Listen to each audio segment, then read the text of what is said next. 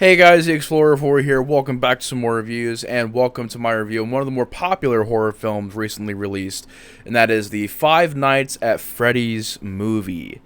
Yes, the Five Nights at Freddy's movie. This is one that, if you're a fan of the games, you've been waiting on for a while. This has been talked about since at least 2015, and, real quick before I get into the movie, my history of Five Nights at Freddy's. I do remember when the original game came out and how big of a deal it was and how many YouTubers were playing at the time. And, I watched a little bit of Markiplier back then. So, obviously, he's like one of the biggest YouTubers to cover that game series. And I followed it from the first game until about the fourth game. And then everything after that, I just kind of fell off. I didn't really keep up with it. And then it blew up, and it got very, very popular, and it blew up immediately, but it got to a point to where there were multiple games being released a year, and there was all the fan games being released, and there was all the lore that was just changing and just evolving. It just seemed like every minute the lore was just changing into something different. And it wasn't like I wasn't interested in it or I thought it was bad or anything per se. I just thought it was very hard to keep up with it. It was a very fast-moving machine, and if you didn't keep up, you kind of got left in the dust. And that's kind of what happened to me. I mean, at first I was into it, looking at the lore and the game mechanics, how simple the game series it is, but somehow it ends up being very, very effective, which goes to show that you don't need all these great I almost said CG. I guess it is CG, but you don't need like these wonderful advanced levels and action explosions and just, great, fantastic, realistic graphics. It just showed that the simplistic things work and that it can create an interesting story, an interesting lore, an interesting world. And so after part 4, I can't really tell you what the game series is after that. I kind of fell off. But as far as this goes, I had heard about a movie being made back in 2015, and there were rumors floating around everywhere online, who's going to make it, who's going to direct it, who's going to produce it, who's going to release it. And when I found out about this movie last year, it was sort of like just a reawakening of all that hype, and just sort of being reminded like, oh yeah, they were working on a Five Nights at Freddy's movie, and It's a bit of a dare, it's a bit of a gamble, because, of course, we remember the story of the Slender Man, that movie that came out in, 2017, that was released a little bit too late into the hype. Slender Man, which was something that, from the late 2000s, early 2010s, they tried to release a movie in 2017. They also did that movie Always Watching, which is okay, but it wasn't really marketing itself as a Slender Man movie, possibly making a franchise, possibly making a whole universe of creepypasta movies. But Slender Man in 2017 was trying to do that. And so you have a similar thing here, where back in 2014, Five Nights at Freddy's blew up, and here we are almost a decade later, and they're trying to release a movie.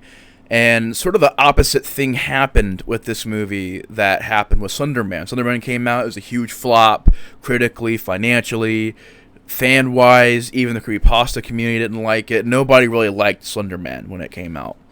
This, while critically it's not being loved, as a 5.5 on IMDb.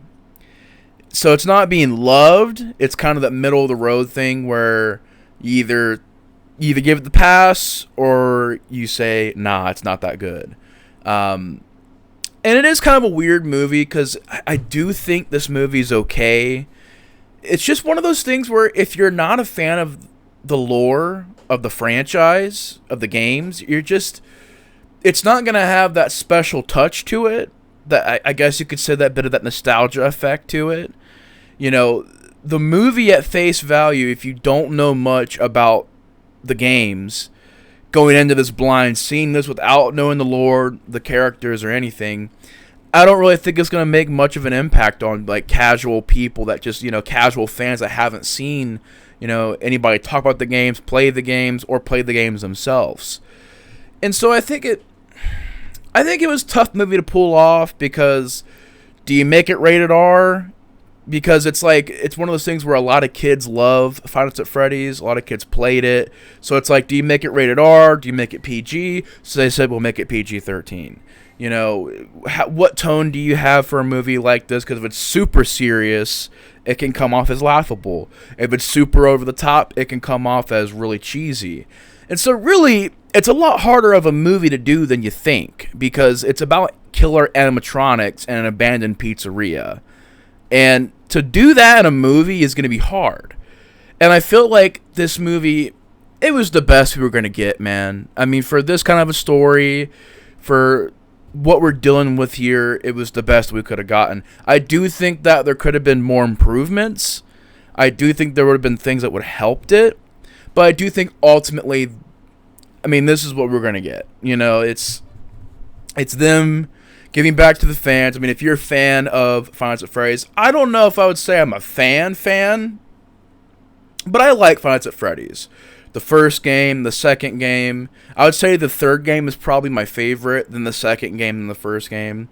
The fourth game was okay. That's kind of why I fell off, because it wasn't really that great. And getting into this movie, though, I do appreciate some things about it. The story, you got Josh Hutcherson, who's an actor I'm a big fan of. You know, he's been on The Bridge of Terabithia. He was in Hunger Games. Been in a lot of movies. Journey to the Center of the Earth movies. I think he was in those.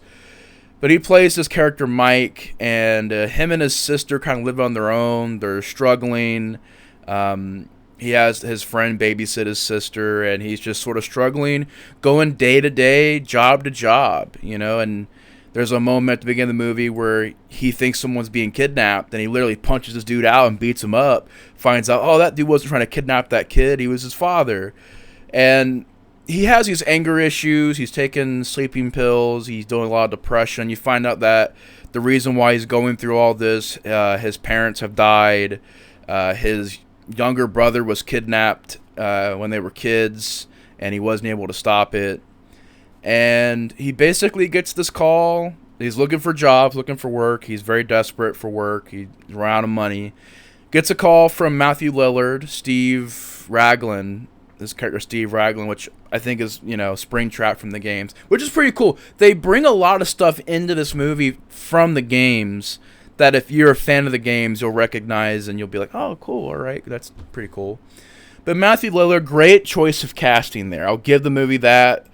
I would say him and Josh Hutcherson are definitely the best things about this movie. Their acting, their characters, the best things of this movie. And Matthew Lillard's telling about this place, you know, Freddy's Pizzeria. It's this rundown joint, and it's really badly maintenanced, and basically he's just going to pay him, you know, the hours suck, the pay sucks, but if you can do it, you know, this is the job I have available for you. So Josh Hutcherson takes the job and basically becomes a night security guard for the pizzeria. You find out these animatronics are alive, and chaos ensues. And like I said, I think this really is about the best movie we could have gotten. I think there were some things that we could have tweaked, though. Like, it should have been much more of, even though it's called Five Nights at Freddy's, which that title alone, you can't do it all in one night. It wouldn't make sense, so you have to break it up. And I think that really, in the games, it worked a lot better because you didn't get all the filler stuff. You just literally had, okay, here's the night 1, night 2, night 3. Here, it's like night 1, filler, night 2, filler, a long amount of filler, then night 3, then the final nights. So it just gets to where it feels like there's not really any kind of tension built there. It's nothing. There's no kind of atmosphere established. And so I feel like which you can't do it because it's called Five Nights at Freddy's. If you set it all in one night, it won't work. But if they were to do it to where you cut out a little bit of that filler in between the nights, which is character development, stuff like that, I understand that. Which I do appreciate that. I think there's things in this movie that make it to where it wasn't just a generic movie. I think it has some elements to it that make it at least a bit above average. I don't know if it's totally above average, but elements that are a bit above average. And I just feel like when you spread the nights out like that and you put a bunch of filler and stuff in there, And the movie's almost 2 hours long, so there's a lot of downtime where it's just characters talking, and I get it, character development, everything. I just don't really know if you needed it in this movie. It's cool, it's there, it's good, it's not bad, but in a Five Nights at Freddy's movie, I don't really think you need that much character development and dead time between these scenes. Because it feels like the animatronics are kind of barely in the movie at times. There are moments where it goes 20-30 minutes before you even see the animatronics. And that's the selling point of the movie, which I feel like it's going to get a sequel. I know that. But I feel like in the sequel, that's something they can improve. Not having so much dead time, so much filler. Make it more consistent with the atmosphere, making the building creepy. Establish some stuff. Do some creepy moments and scary scenes. Try to make it scary. It's supposed to be a horror movie, but it kind of feels like it's barely a horror movie. And that's the difficult thing about this IP is like, well, you can't really make it rated R because the kids are going to want to come and see Five Nights at Freddy's. You don't want to make it too soft because there's going to be adults there too. So you don't want to make it like the PG family film, Five Nights at Freddy's. So it meets this weird middle where there's moments where it can be kid friendly, and there's moments where people are being bit in half, and then there's gore, and then there's not gore. They show certain scenes and then they cut away because PG-13. So you get this weird tone to it, this weird amalgamation of a tone where they're not really sure which way to go with it. And like I said, I really can't blame them too much because approaching this movie, if you make it a gore fest, you're going to, push away a lot of the people who can come watch the movie. If you make it a total family, friendly film, same thing happens. So you got to kind of do what you can. And so they went, right in the middle with it. PG-13, lighthearted stuff, and darker stuff. And I feel like, if you were just to establish a tone, which is nearly impossible, but if you were to establish a solid tone and make it more of a horror film, make it more serious, make it more establishing atmosphere, establishing the scares and the creepiness, this is not really a reason to be creeped out in this movie. Nothing about the abandoned pizzeria, the abandoned building. If you think about all these videos on YouTube, people exploring abandoned buildings and how creepy it looks, you can do it. It can be possible. There's no gore involved in that. There's no violence involved in that. You can make it creepy with atmosphere and darkness. And dare I say, the first game, Five Nights at Freddy's, had a better atmosphere than this. Had a better look to it. Had a better creepiness to it. The jump scares were a lot more effective. How do you do a movie to Five Nights at Freddy's and not have one good jump scare? There was not one good jump scare that got me in this movie.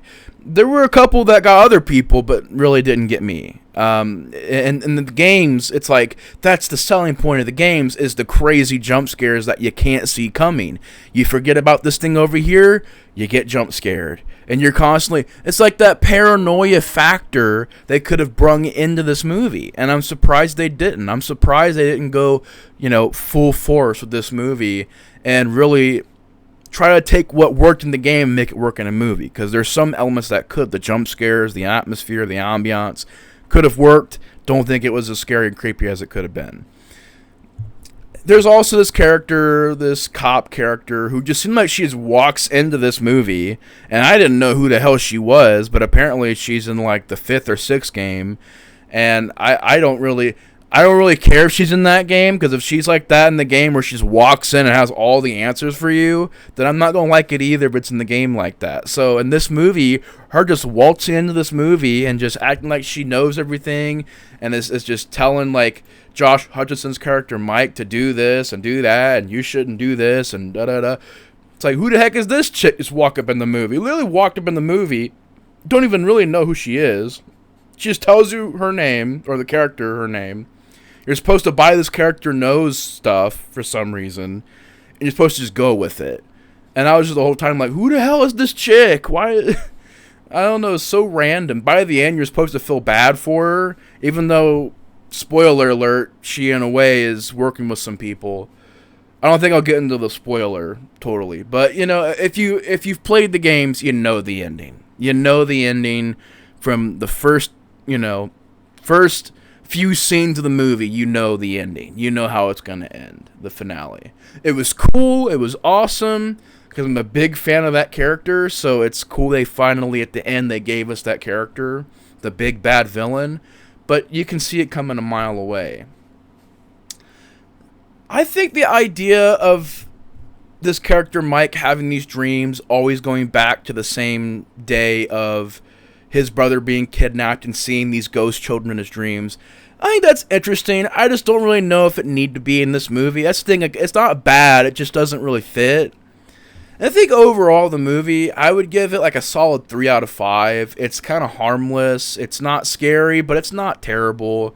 It's got some moments for the fans. You know, there's some cameos in there. There's some YouTubers who, if, you know, you're a fan of people that play the games on the Let's Plays, you'll recognize certain people.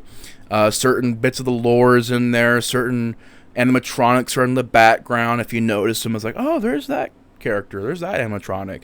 So that was fun. I give it a pass. I don't know if I'm going to watch it too many more times. You know, I think the fans of the games will like it, will enjoy it. And for me, I thought it was okay. I thought it was decent. I can't really say it's anything spectacular, anything groundbreaking. It's not really creepy. It's not really scary. It's not really funny or witty or smart. It's just kind of a basic base tier type of horror film. I think it's decent. It works for what it is, but it could have been better. But yeah, 3 out of 5 for me. That's going to be it for this review. If you guys have seen this movie, comment down below your guys' thoughts on it. But anyways, y'all, that's my review of Five Nights at Freddy's. It's, like I said, I think it's passable, but there are some things I could tweak about. There's some things they could have worked on. But anyways, y'all, thank you guys so much for watching the review. The Explorer of Horror is out, and I'll see you guys in the next one. Peace.